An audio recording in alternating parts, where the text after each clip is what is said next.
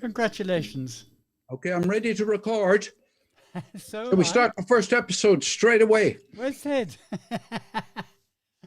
You actually got in without asking for the link. First time ever. Yeah, the reason is that I simply scrolled back through the chat on the WhatsApp group Yeah, well, that's what we should do. and I should put it in the destruction, shouldn't I? If I put it in the heading, let's see, can I do that? uh, yeah, a lot of people don't actually put the information about the Paul, WhatsApp group. it's in the group info. Yeah. It has been for some time. All right. Well, that's where I'll go if I'm ever unsure. Yeah. But I subscribe to Zoom's emails, and there have been many reports of people having problems getting access. So I reckon Brendan could well have been subject to that. Does he know what he's doing? Probably not. I think I did give him the same offer that you gave him yesterday or Tuesday. Yeah, he didn't. Of helping He him. didn't reply. No, and he has never come back to me either. And That probably means he doesn't actually use. I don't know. He needs a bit of a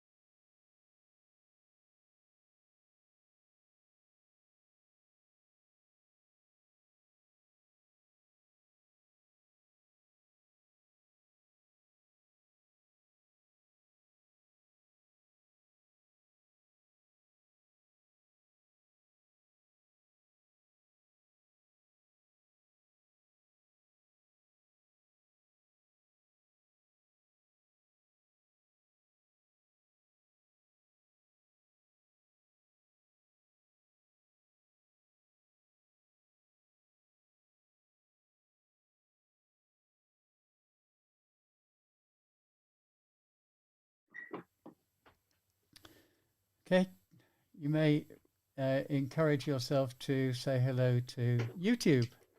Oh, yes. Well, hello, listeners on YouTube. Welcome to our listeners and our viewers on YouTube. And listeners, you may well be watching this in 2024, as it will be part of the collection of Talk Show for Talkers videos. So I want to say one thing to you. I hope that the virus has gone and hasn't come back. Well, So on that note, I think we better start the podcast, don't you? Are you ready, Sid? Ready, Moira? Yes. Let's go for it then. 3, 2, 1, go. Hello, Toastmasters, would-be Toastmasters, listeners and friends. You're very welcome to the Talk Show for Talkers on irishtalkers.com. Our email address is info@irishtalkers.com. You can also find us on Facebook as the Talk Show for Talkers. We welcome your comments, your questions, your feedback. Indeed, we regard these as evaluations. You can listen to previous shows on our website, irishtalkers.com. We also publish the Public Speaking Weekly. This is a roundup of links from the internet. It's all about Toastmasters, public speaking, confidence, tips and tricks, leadership, etc. So look out for our newspaper link on our website. My name is Ted Malamphy, and I'm joined again this week by the prolific, passionate, personable, persuasive Paul O'Malley. Well, listeners, I'm delighted that you're here with us today. And let me just try and imitate Ted, the terrific Ted Malamphy. Thank you, Paul. That's lovely to be called terrific. That's very nice. Thank you, sir, for that. And on today's show, we will have our usual mix. We will have a thought for the week. We're going to have a word for the week. We are going to have a YouTube offering from one of my favorites, Simon Sinek. So that will be coming tomorrow in segment 2. And what I'm going to do now is I'm going to give you my thought for the week. To go fast, go alone. To go far, go together. So to go fast, go alone. To go far, go together. That's an old African proverb. I don't know who came up with it, but I think it's nice. What would you think, Paul? I'm thinking it's fantabulous. Fantabulous. Yes, I found myself in a situation yesterday where I wrote a message on WhatsApp to a couple of people, and I said, unless somebody objects to this, I suggest we don't discuss it, and we simply agree that there's no objection. This was me being fast. And I went alone into that little group because that little group had 3 people who wanted to discuss the issue. All I was looking for was resolution so that we could crack on with other things, and thereby lay my weakness. I was alone. The others insisted in the nicest possible way, we need to discuss this. So we went together into the discussion, and it enriched, just speaking for myself, my understanding of the relevant issues. So I have personal experience of that particular wisdom, Ted. Yeah, and it is wisdom. And I think the lesson in it is that nobody will get anywhere on their own. Nobody will succeed unless they bring people with them. And the important thing for me here is, and you are also going to hear this tomorrow when Simon Sinek is giving his YouTube talk for us, because that's where I got that particular quote, and it resonated with me because it's all about company, it's about club, it's about camaraderie, and it's about collectives. So it's important that if you ever want to get anything done, or if you want to achieve anything in life, you have to bring people with you. None of us can do it on our own. Excuse me, I need to cough.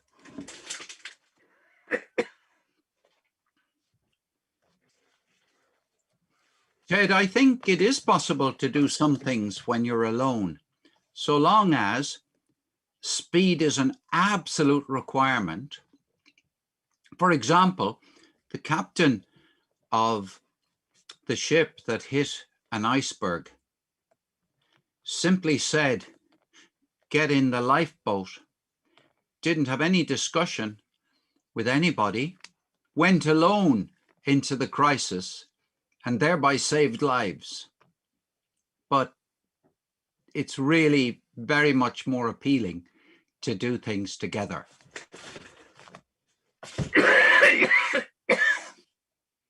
I've got something in my throat. Excuse me while I get a glass of water.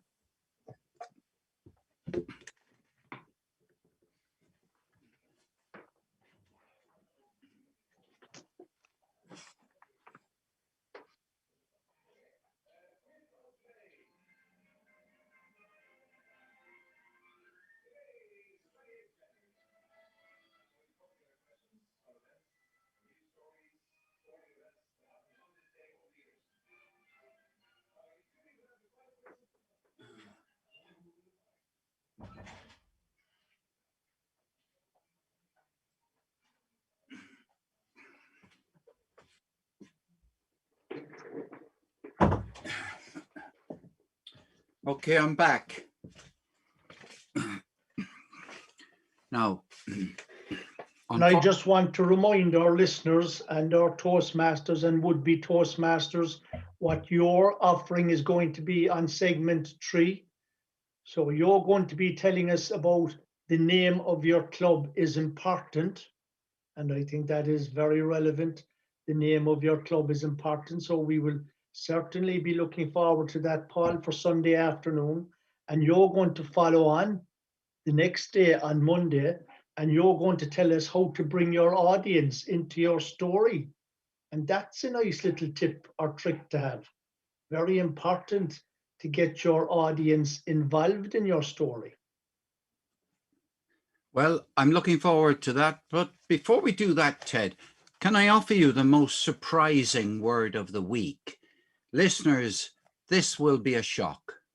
You might need to brace yourself or button up the top of your collar. The word of the week this week is a really short word, and it's up. This, of course, is a complete surprise that anyone should pick the word up. But I want to give great credit. Did you drop it or what, if you're picking it up? Well, I want to give great credit to Area 9 in Toastmasters. I think it may be in Division D, but I went to a meeting there, and afterwards one of the members circulated this. Up. She said, "I'm sure you'll enjoy this. It's the one word in the English language that could be a noun, a verb, an adjective, an adverb, or a preposition." There's an interesting challenge. If you can come up with another word that can be a noun, verb, adjective, adverb, or preposition, please mail it into the show and you'll get a case of champagne from Paul. I think it's wonderful. Are you up for this, Paul? And I Well, gave you the verb when I said, when you said if you can pick the word up, I asked you, did you drop it? So there I was giving you the verb. And I'm certainly up for this. Now let me read you the rest of the WhatsApp message, because I don't want to, I want to let everybody know that I didn't invent this. This particular 2-letter word up in English has more meanings than any other 2-letter word. And that word is up. It's listed in the dictionary as all of those parts of speech that I've just mentioned. It's easy to understand up, meaning towards the sky or at the top of the list. But when we wake in the morning, why do we wake up? At a meeting, why does a topic come up? Why do we speak up? And why are the officers up for election? If there's a tie, it's a toss up. Brilliant. Why is it up to the secretary to write up a report? We call up our friends, brighten up a room, polish up the silver, warm up the leftovers, and clean up the kitchen. We lock up the house and fix up an old car. Are you listening up, Ted? At other times, this little word up has special meaning. People stir up trouble, line up for tickets, work up an appetite, and think up excuses. To be dressed is one thing, to be dressed up is special.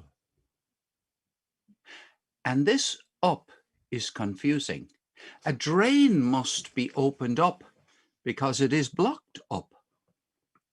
We open up a shop, a store in the morning, but we close it up at night. We seem to be pretty mixed up about up. Now, to be knowledgeable about the proper uses of up, look up the word up in the dictionary. In a desk-sized dictionary, it takes up almost a quarter of the page and can add up to about 30 definitions. If you're up to it, you might try building up a list of the many ways up is used. It will take up a lot of your time, but if you don't give up, you may wind up with up to 100 or more. When it threatens to rain, we say it's clouding up. When the sun comes out, we say it's clearing up.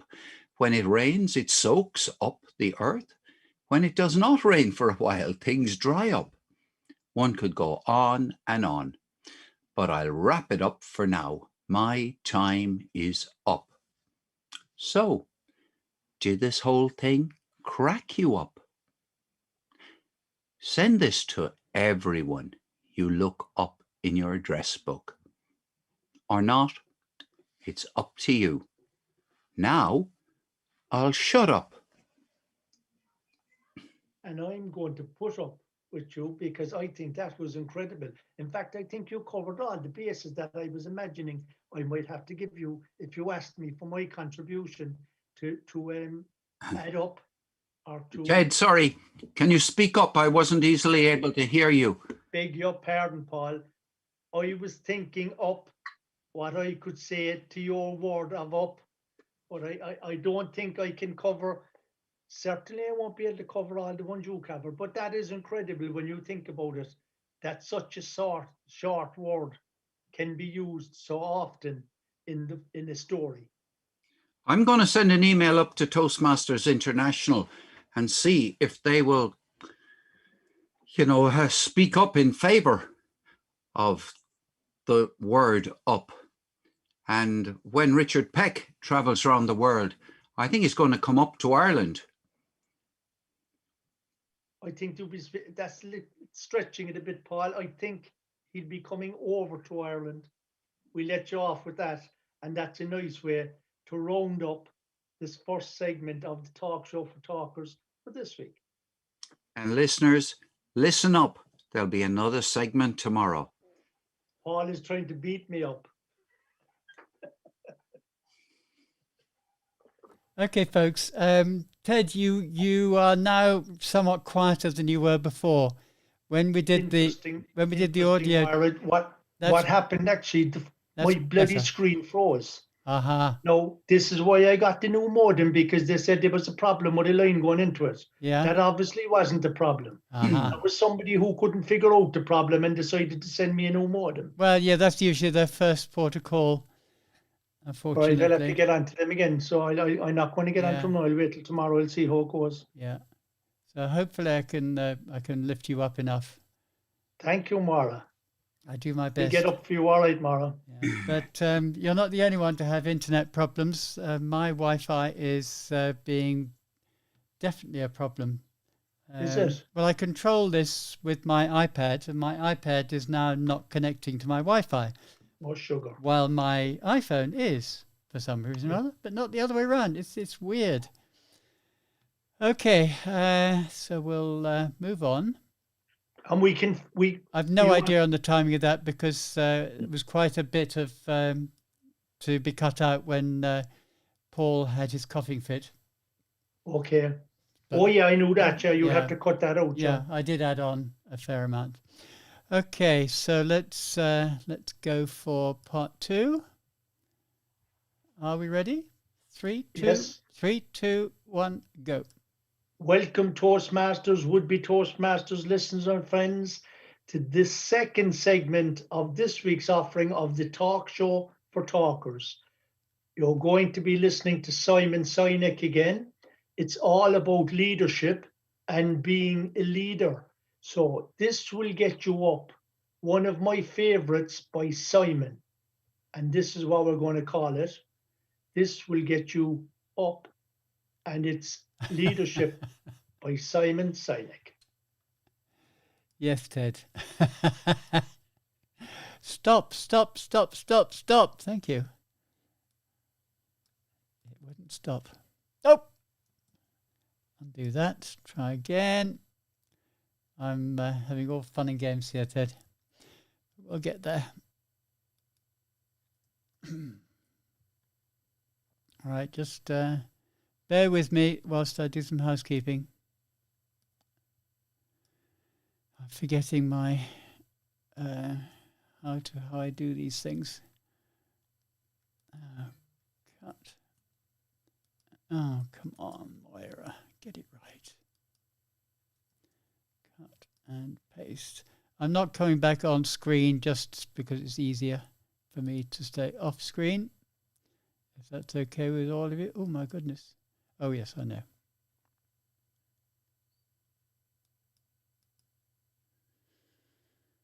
Is that going to work? It is.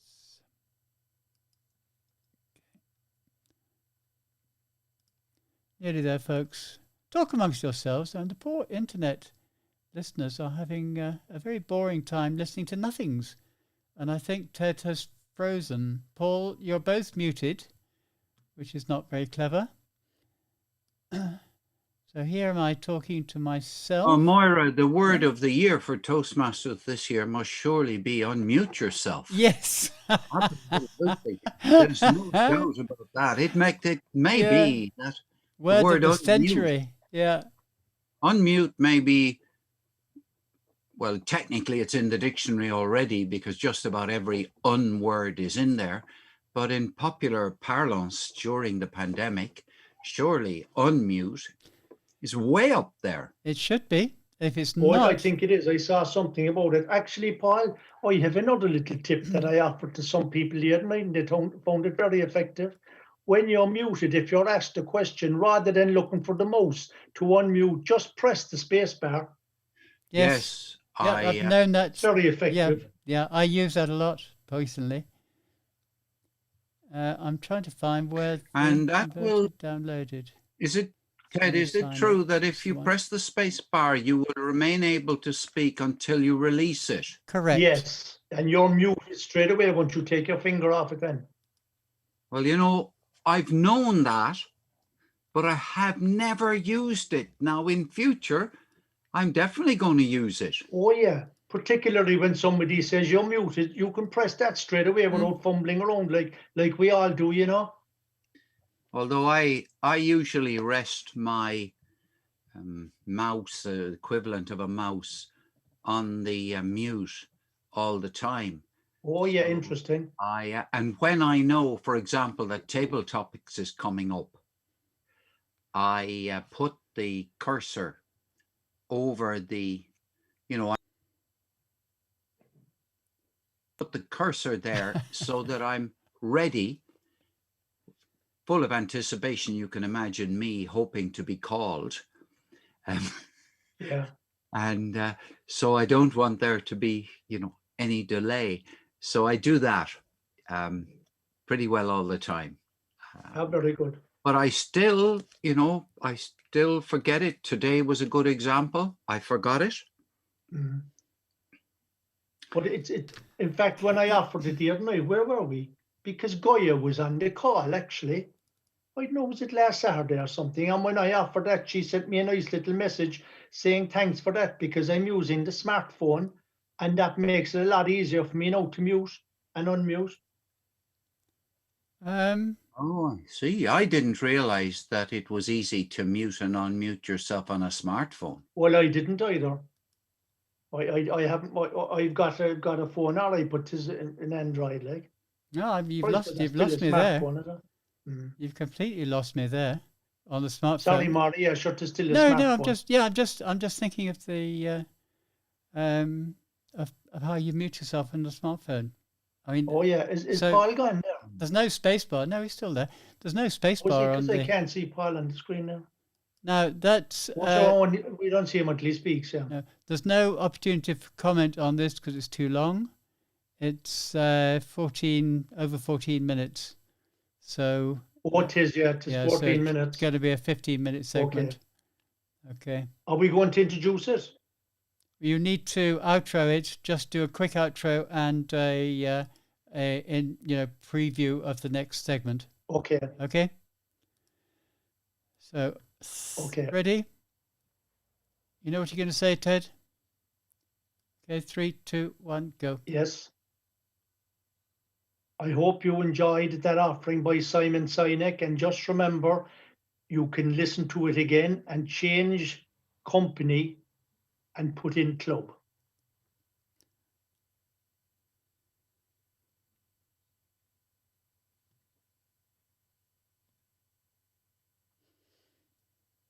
I'm sitting here like a lemon, Ted, waiting for you to introduce or preview what's happening on the next episode.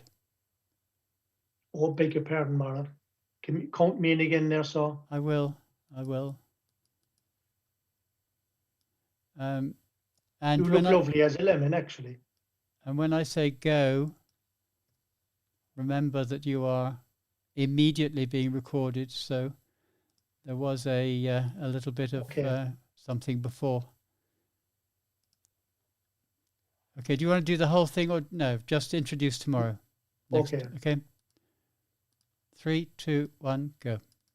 We look forward to being with you again tomorrow when we will have the personable Paul O'Mahony, and he'll be telling you the importance of the name of your club.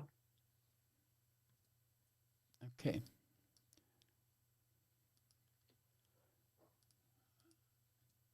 Forward to being with you again tomorrow. Okay, it'll do.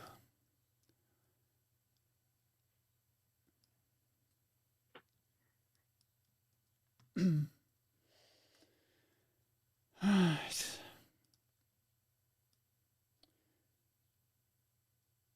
Paul, are you trying to talk to us, Paul, because you're muted again? And as it's your segment coming up, it might be a good idea to unmute yourself. I'm trying to multitask. I see. Well, it's your segment now, so tell us when you're ready. I'm ready. Okay. Ted, 3, 2, 1, go. Hello again, Toastmasters, would-be Toastmasters, listeners and friends, and we've come to the point in the week where we are going to be listening to that passionate, persuasive, personable Paul O'Mahony. And Paul, as we told you yesterday, is going to be telling us the name of your club is important. Over to you, Paul. Listeners, where do you live? Is there a Toastmasters club near where you live? Does it have the same name as the place where you live? I bet you're quite attached to where you live. So it may never have crossed your mind that there are some serious difficulties about having a Toastmasters club which has the name of a place. It's so popular. I've done a complete recce to check through every single club in the District 71. And I've come up with a number of clubs that have names which are not the name of where somebody lives. What about this club? Talk on the Wild Side. What about Tea and Toast, Toastmasters? What about Accentuators? What about Uncensored Toastmasters? What about Phil on Toast, Toastmasters? What about Hellfire? What about Advanced? What about Digital Communicators? And what about Toastmasters for Golf? All the others are named by places. And this is a major disadvantage to the expansion of Toastmasters. Now I'll tell you why. Let's just pick a place at random called Carrigaline. It's a town on the outskirts of Cork City. Got a lot of people. It's expanded an awful lot in the last 10 years. Chock-a-block, vibrant, great shops, very well situated. Perfect place for a Toastmasters club. Carrigaline Toastmasters meets, I think, on a Monday night. Unfortunately, there are a huge number of people in Carrigaline who can't go on a Monday night. They're available on Tuesday, Wednesday, Thursday, Friday, Saturday and Sunday. But Carrigaline Club carries the name of the town. Whenever they find Toastmasters, they find Carrigaline Toastmasters and they find it meets then. So what's going to happen for the rest of the people in Carrigaline? What are the chances of a second club being set up in Carrigaline if the most attractive name is already gone? Imagine if you were a bit like the club in Cork called Cork Toastmasters. And as soon as somebody comes to Cork and wants to go to a meeting on, let's say, a Wednesday, Thursday, Friday night, they click in and they find Cork Toastmasters. And they could very well assume that the only Toastmasters club in Cork City is called Cork Toastmasters. Couldn't they? And that's the end of their interest, because they can't go to a meeting tonight. Now, you and me, listeners, we all know that if you go onto the Toastmasters website and you put in a place like Cork, it'll give you a big list of the other 18 clubs or so that are meeting in Cork, and it'll tell you when they're meeting. You'll have no problem. What about new members? What about people who don't know that you can do that, who don't know that there's find a club? So it's a serious disadvantage. We have 95% of the clubs in District 71 have got place names. But the few that haven't have a characteristic that sometimes gives people the very information they want. Now, it's possible that if you are somebody, a raging extrovert, and you love giving hellfire to your friends, and you love having, really making a fuss, that the Hellfire Club is the one for you. What you may not know is the Hellfire Club is a real place. It's a geographical place. And the Hellfire Club may be entirely made up of sweet, gentle people who wouldn't dare insult each other or turn up at a meeting drunk. So Hellfire is misleading there. You go to that club.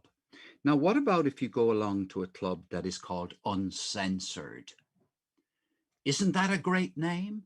That tells you that I can more or less say anything I like. I might even be able to swear. And if a club says this club is open for swearing, fully fits with the Toastmasters constitution and standards, because everybody knows. So everyone is warned. And if you're, offended by swearing, well, you won't go to that club. And nobody will mind. What about if you're advanced? You're advanced Toastmasters. This is a perfect name for somebody who isn't scared out of their wits of public speaking, has quite a deal of experience before, and wants to get better. It's an advanced club. Now, the outsider doesn't know that there are all sorts of technical definitions of what an advanced club is in Toastmasters, but they certainly know that club is worth visiting. Isn't that right? Now, let's look at digital communicators. Again, that name is giving the message to people. That's its brand identifier. We're digital people. That says, look, we ain't going to be meeting face to face. We're digital meters. Digital is my goodness, video, audio, internet. It's not just. So one of the things that it helps a club is if you can tell people in your name what you do. If you open a business and you adopt a name for your new business, which is based on some old Greek term that nobody ever heard of before and is very clever, but you're actually painting and decorating business, what advantage is it to you to be called Adelphi? You better put painting and decorating underneath it. So if you don't have a strap line, and sometimes people don't hang around to hear the strap line, they simply want to go to a Toastmasters club where all the people are going to be very enthusiastic about golf. Well, the name of the club better have the word golf in it, don't you think? Okay, here's Paul's suggestion for your consideration. Given that it's difficult to expand Toastmasters in the current climate, given that all the existing clubs are doing as much as they can so far to increase their membership, it might be well worth a club that does have a focus, that is trying to particularly to help people to be better leaders for certain situations, or better communicators for certain situations. I'll give you an example of what I mean. Better communicators for, let us say, family matters, christenings, birthdays, weddings, and funerals. Just pick those ones. You can have a club at which all the speeches are special occasion speeches. All of them are, all the members are there because they particularly realize that in the course of their lifetime, they may well be called on to make a speech of some sort or an impromptu speech at their child's birthday, at some important rite of passage, at a bar mitzvah, at a first Holy Communion, at a whatever you want to call it, a family occasion. So that could well be Family Occasion Toastmasters. The name would suggest. It could be Toastmasters for birthdays. There are so many different things. Toastmasters for gardeners. And that makes the club immediately interesting, much more interesting than a club which is called Dublin Toastmasters. Now, if you want your club to have no focus at all, and you want it to be a generic Toastmasters club, which is, you're relying upon everybody knowing, oh, it's about public speaking, not any kind of public speaking. It's about impromptu speaking for anything at all. Fair enough. But you'd probably be better, in order to give your area a chance of another club, not to grab the area of the town or the district, and allow others to come in. In Cork Toastmasters was so dominant, 50, 60 members. Ted will remember better than I will. And so what happened to Douglas Toastmasters? Renamed itself Cork Douglas. I think there might even be another one in Cork that renamed itself Cork something. But the key thing is, it realized that it had no chance on the internet to get any publicity. So here's my call to action. Get together with your club committee. Do some serious thinking about the name of your club. Move out of your comfort zone, and rename your club for the sake of the future. What an ambition, and good luck to you when you've done it. And thank you, Paul, for that. It certainly is a call to action, food for thought. But if you were a member of Cork Club and you're getting all those members knocking on your door, I don't think you'll be coming up with thoughts of changing the name of the club. And we look forward to listening with you and bringing you some beautiful stuff again tomorrow, because Paul is back and he's going to tell you how to bring your audience into your story.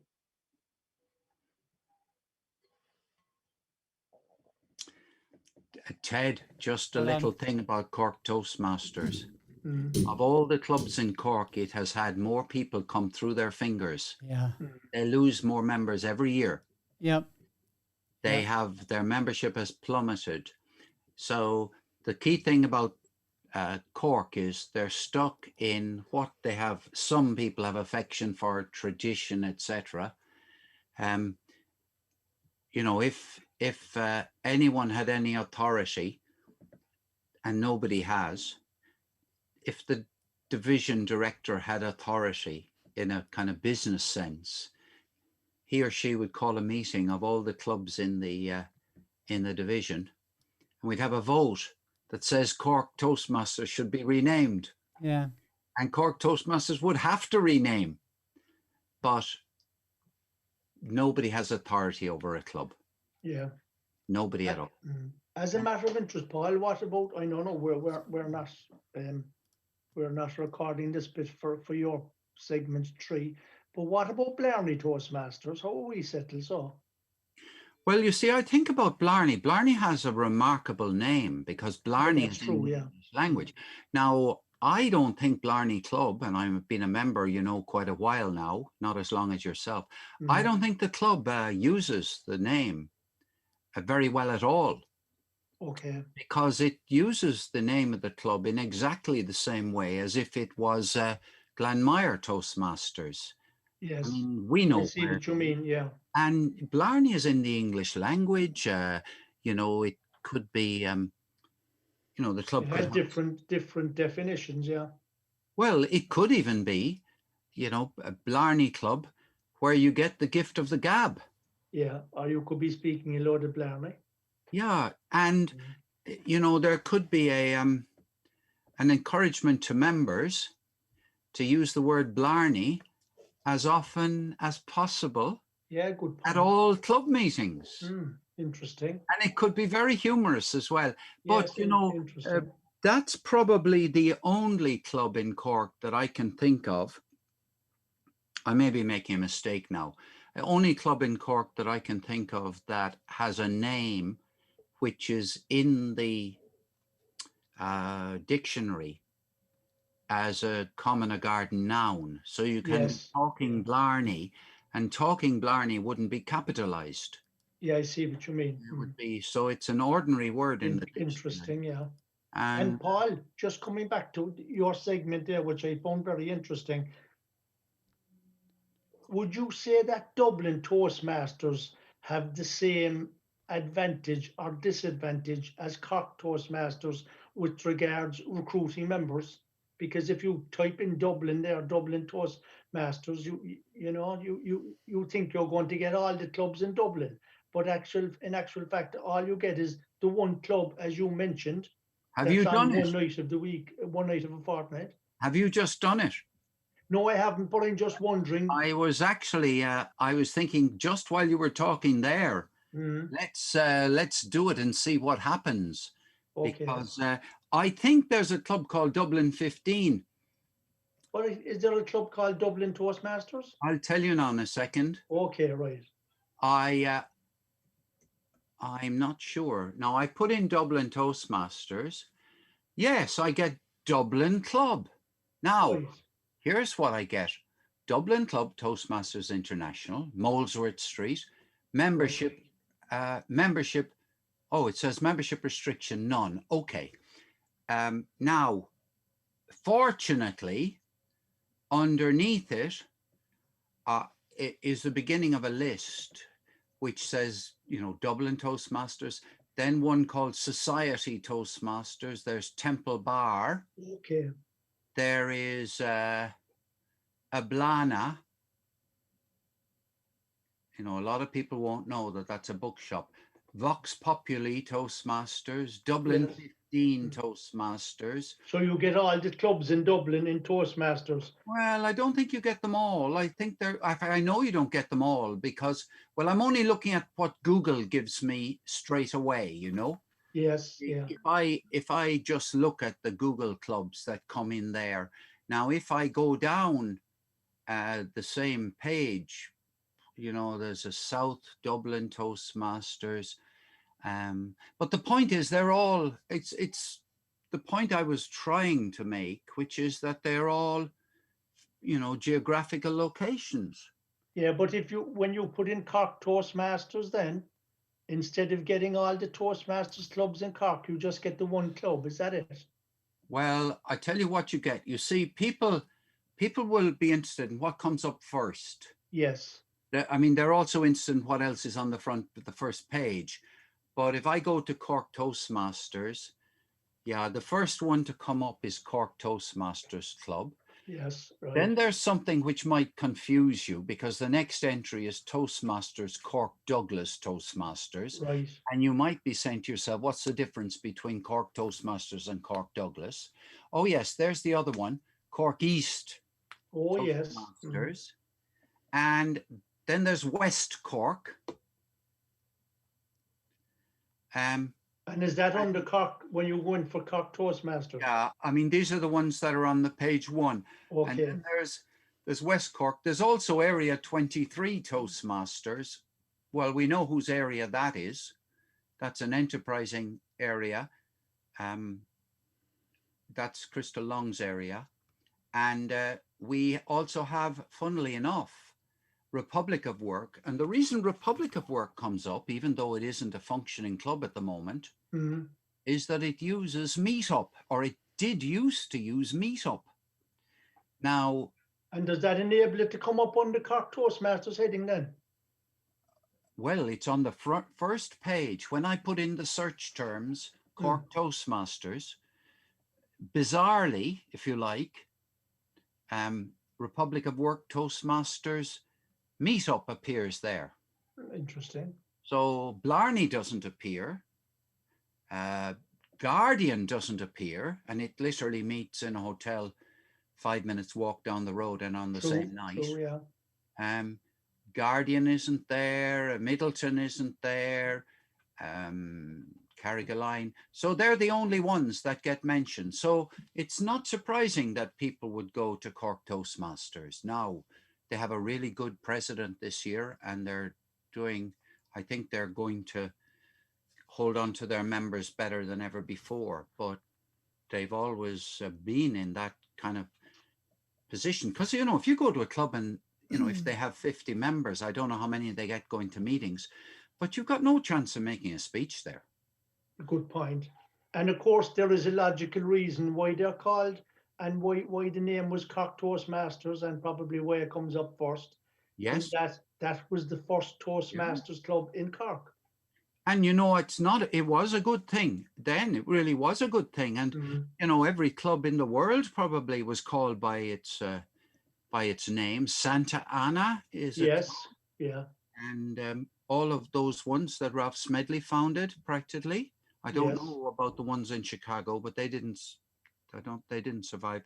But the Santa Ana Club, Santa Ana is a place. California. Yeah.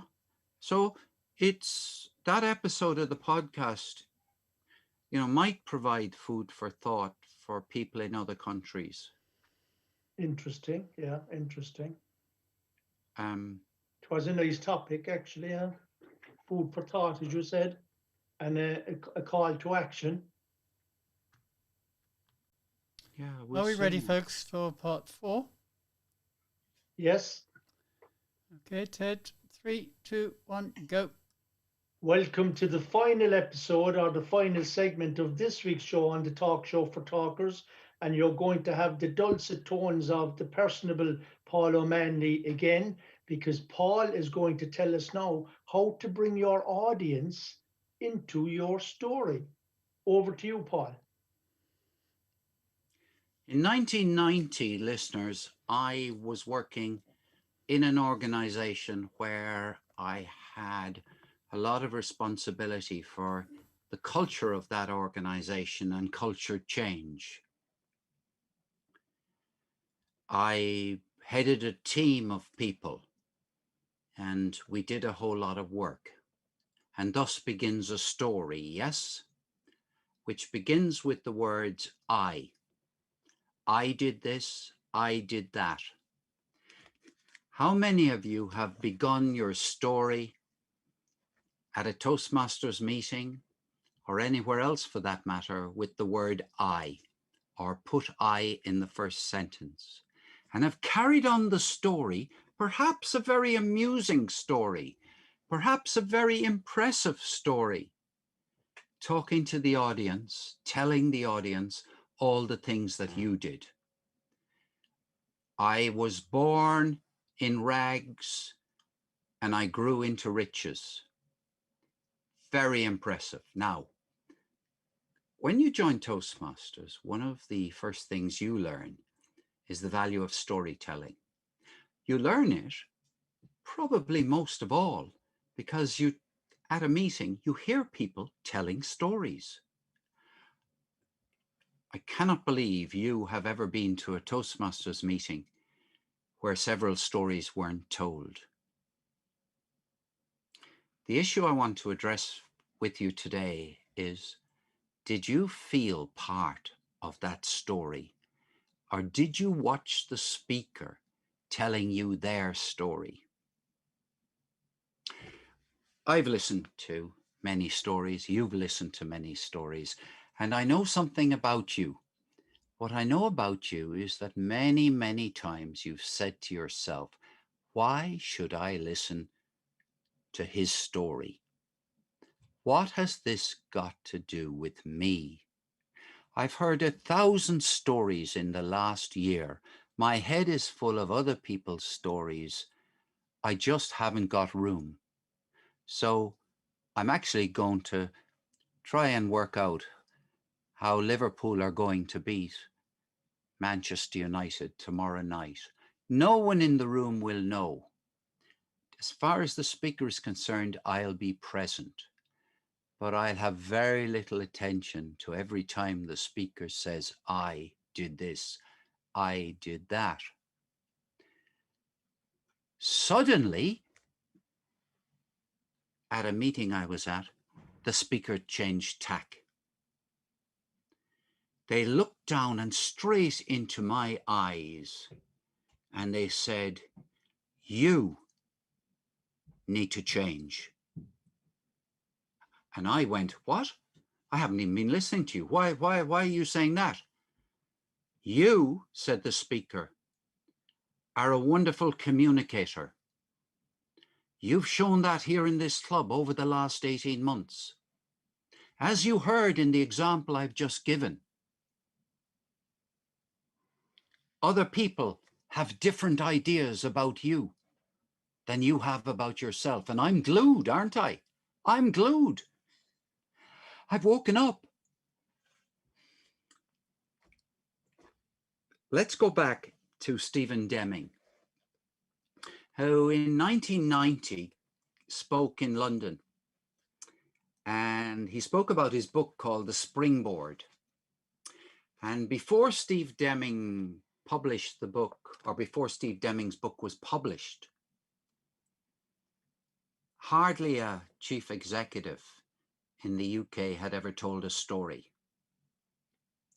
The way to persuade your audience at the conference of employees was with ideas,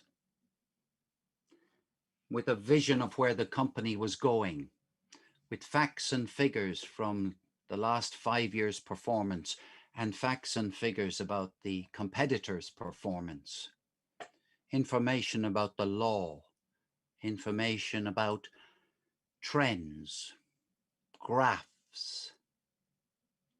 Thanks to the influence of Steve Deming, who went to speak in many places. He's an American, by the way, and he came from the World Bank.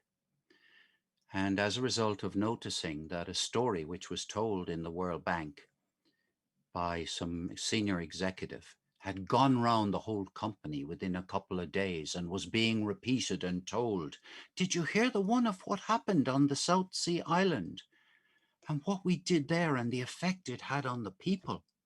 It was a story in a place at a time. And this struck Steve Deming, that the best way to get people to do things in an organization was through stories, not by exhorting and showing them information. This led to the publication of other books on the topic. I have here also got The Power of the Tale. Not as good as Steve Deming's book, I have to say, but using narratives for organizational success. In Toastmasters, you have often used narratives for your own success. You wanted to persuade people in the club, or perhaps you were trying to persuade them in your business group, B2B, for example. But you've told a story. You've told a story, or what you've really wanted to do is to get your business success. This trend of using stories has become very popular, so much so now that you can be pretty sure that you won't see any powerfully successful business chief executives making a speech without telling a story. You won't see anybody win the World Championship of Public Speaking in Toastmasters without telling a story. In fact, you won't find anybody winning your area contest without telling a story. It's really encouraged. However, how do you get the audience into the story? I gave a little demonstration a few minutes ago of a guy who was falling asleep in a chair, thinking about a football match. And the speaker suddenly spoke, "You." The way to get the audience into your story is by talking to the audience. You. Beginning your story with, imagine you are standing in the middle of the pub. You haven't yet bought a pint, and you are trying to figure out a way of getting away because you have no money in your pocket. You don't have to take the whole audience with you, but there are people in that audience who have been in that situation.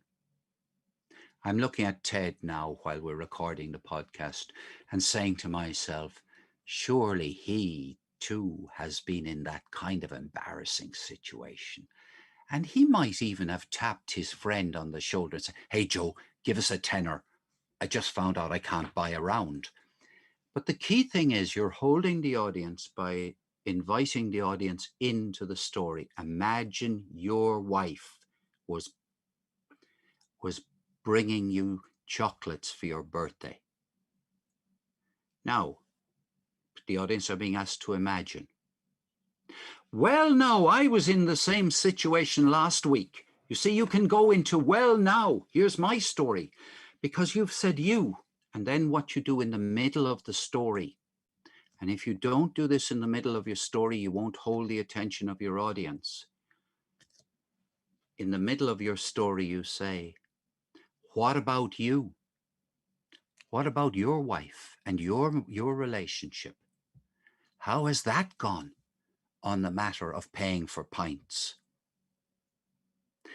And at the very end of the speech, you're also saying, you and me, we're in it together. You've been in tricky situations. Now, in different ways, you can adjust the precise words you use. But today I want to fly the flag for your use of the word you. Next time you go to a Toastmasters meeting, without saying anything, just watch and see how many of the storytellers bring people into the story in the first two sentences that come out of their mouth.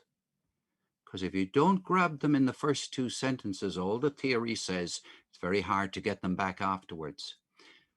Ted, you're a storyteller, a natural one.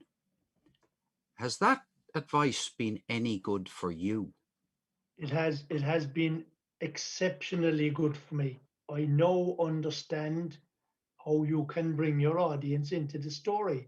And I would like to add to your story, Paul, and particularly when you mentioned me tapping some fella by the name of Joe on the shoulder and say, look, I'm stuck there. Will you give me a loan of a tenner?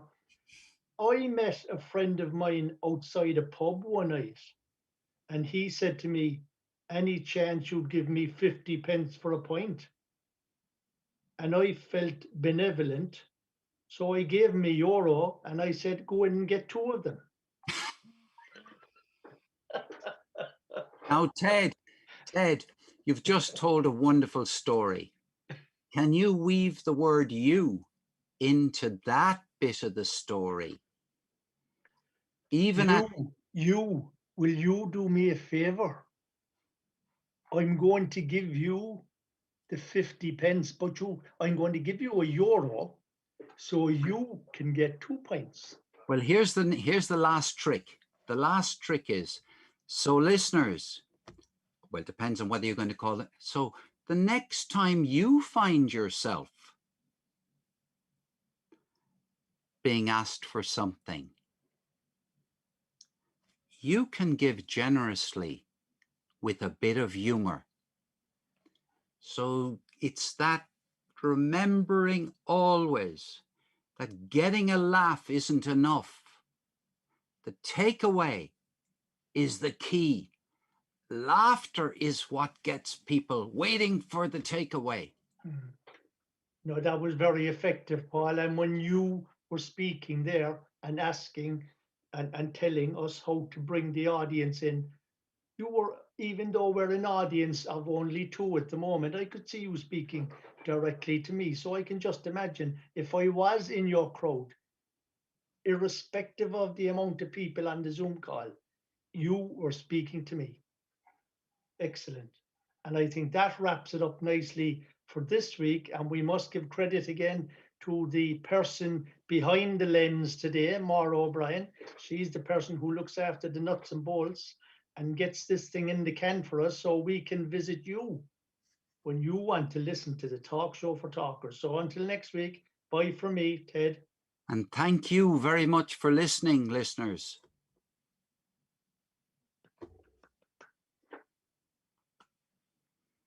Great. Great timing. Well done. What was that, Moira? She's gone Yep. to sleep. No, I turned my microphone off locally as well as Excellent, yeah. muting, because if I don't, all my bits around the desk go out on the stream and get All recorded. right. Yeah, very So good. it's not Paul, a good idea. since you were talking about books there, I'm reading a book. Well, I'm reading two books at the moment. One of them is by Alistair Campbell, you know, the speechwriter and the advisor for Tony Blair. Tony Blair, yeah. An incredible, fantastic book. It's called Winners. Fantastic book.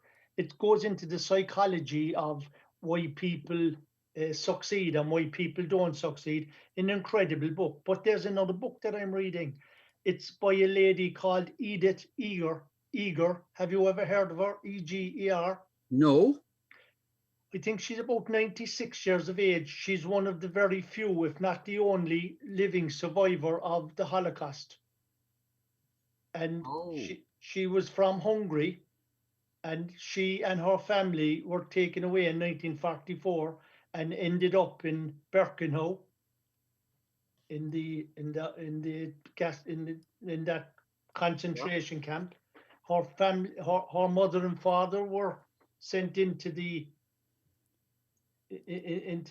gas ovens or the gas chambers on the very first day that they arrived there. But she eventually went to America. She went to college. She became a psychologist, and she has written a book. Well, she's written several books, but this particular one is called The Gift, The 12 Lessons, The Gift. Superb, fantastic book. Well, Is it a long book, Ted? No, it's not a long book, Paul. No, I got it through. I have it just as on my Kindle. 99 cents from Amazon. Folks, I'm going to shut down the stream now, so we can say goodbye to